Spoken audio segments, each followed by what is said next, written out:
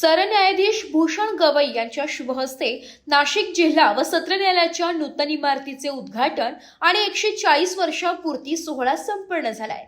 देशातील नागरिकांना राजकीय अधिकारी देण्यासोबतच सामाजिक आणि आर्थिक समानता देण्याची गरज भारतरत्न डॉक्टर बाबासाहेब आंबेडकर यांनी व्यक्त केली होती।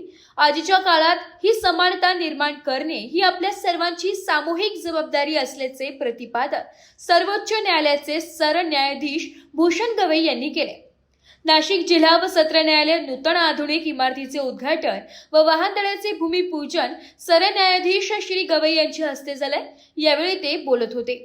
कार्यक्रमाला मुंबई उच्च न्यायालयाचे मुख्य न्यायमूर्ती श्री चंद्रशेखर, न्यायमूर्ती रेवती डेरे मोहिते, न्यायमूर्ती M.N. सोनम, न्यायमूर्ती R.V. घुगे, न्यायमूर्ती A.S. गडकरी, न्यायमूर्ती मकरंद कर्णिक, न्यायमूर्ती सारंग कोतवाल, न्यायमूर्ती जितेंद्र जैन, न्यायमूर्ती अश्विन भोबे, अतिरिक्त solicitor general of India Anil Singh, राज्याचे महाधिवक्ता बिरेंद्र सराफ, प्रमुख जिल्हा व सत्र न्यायाधीश श्रीचंद जगमलानी, महाराष्ट्र व गोवा बार काउन्सिलचे अध्यक्ष अमोल सावंत, नाशिक वकील संघाचे अध्यक्ष ॲडव्होकेट नितीन ठाकरे, महाराष्ट्र आणि गोवा बार काउन्सिलचे अध्यक्ष अमोल सावंत, नाशिक वकील संघाचे अध्यक्ष ॲडव्होकेट नितीन ठाकरे, महाराष्ट्र व गोवा बार काउन्सिलचे सदस्य जयंत जयभावे, ॲडव्होकेट अविनाश भिडे यांच्यासह बार काउन्सिल व वकील संघाचे पदाधिकारी उपस्थित होते।